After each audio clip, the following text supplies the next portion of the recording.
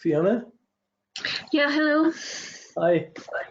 No questions. I'm much the same as Paula. You know, I've probably got some in the background, but they've not been formulated properly yet. So I always have millions of questions. I could never think of them when someone asked me for it.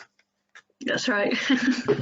So, but this is, I mean, really, I was debating whether to do this or not, because really the forum is supposed to take care of this, but it's nice to personally talk to people and get just to say hello anyways. You know, Yeah. And that, so, but if you do get questions, just pick it up, put it on the forum and see who bites and responds. And just because someone responds doesn't mean they always know what they're talking about, but they're going to have their opinion, and then someone else have their opinion. And if something gets a little, sometimes it's really, I'll come in and I'll add my 2 cents. Or there's a few people that are on there all the time, like the Lunar Cat. She's on there all the time, and she's quick to give comments and help whenever she can. So it's yeah, it's an exploration. Just don't be afraid of it. Just start and suck it all up. You know, just go step at a time, and it'll keep growing properly. Even when I interpret a chart, if I don't go through all the basics and go through all the steps, I'm cutting something out and I'm losing something. And I have to be aware when I'm doing that. You know, but anytime there's a big problem, you have to stop the chart, wait a second, go back and go into it more deeply and go back to your basics. Yeah, I mean, it's nice to get other people's perceptions as well, something that you've not actually thought of, and just see how you feel about that sort of particular view, isn't it? Yes, but if you're going to work with healing people and helping people, you have to see it in yourself first. Mm-hmm. And once you got it, and you see how you see how you're navigating with your chart, and you've come to understand it deeply, then you're in a place where you can really help other people. Not just by concepts, but you say, oh, I wonder what's doing that, and you can find the nerve where some source of a disease or a problem is coming from. See, most medicine's based on symptoms. You got a symptom, take this, it'll solve the symptoms, but they don't get to the sources of things. With astrology, you're usually seeing the source of where things came from. When disease started, when you started being uptight, when you started being angry, when you started getting negative, and how that started accumulating and how it's catching up on you and how you can start fixing it.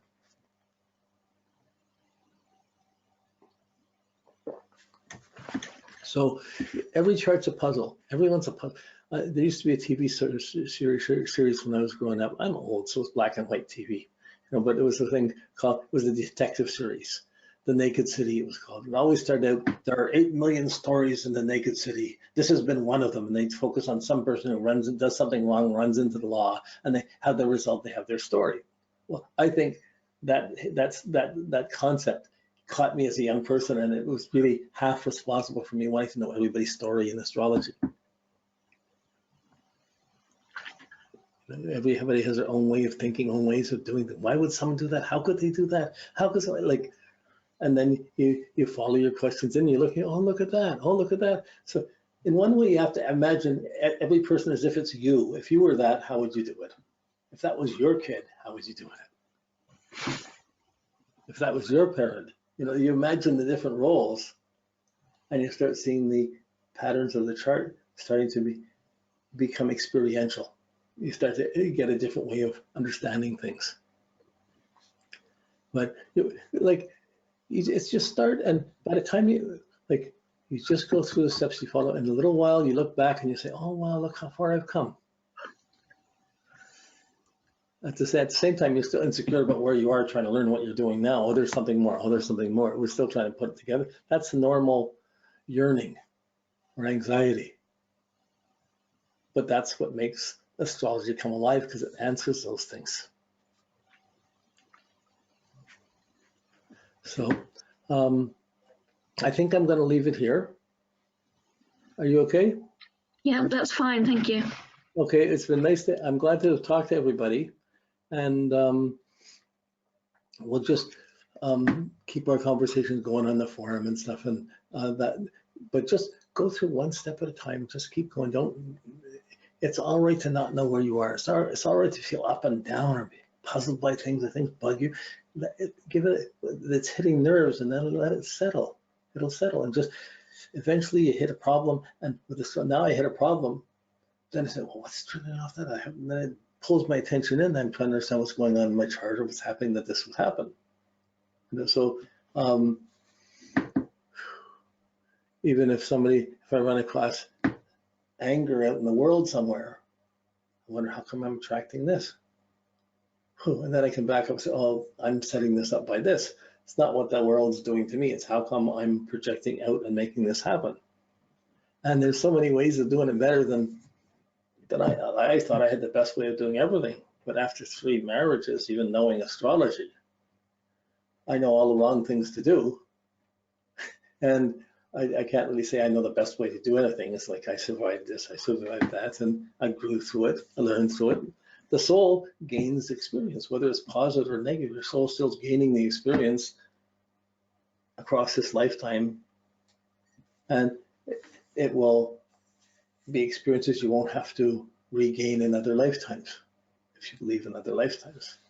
But that's kind of how I see it. Yeah, I think there's a basic image, like you have the world we live on. We're standing on a world. We have the heavens and the sky above it. So we're caught between a grinding mill of the earth and the heavens. They're both turning and they're grinding. We're stuck in between on the earth. Okay, in this little 6 feet of it's really, we're kind of like the scum of the earth being ground up by the heavens. But we're moving around trying to get our sense of the world together and doing that. And then there's the heavens up there, the lights in the sky, the heavens and everything. Wow, that's the heavenly divine energy.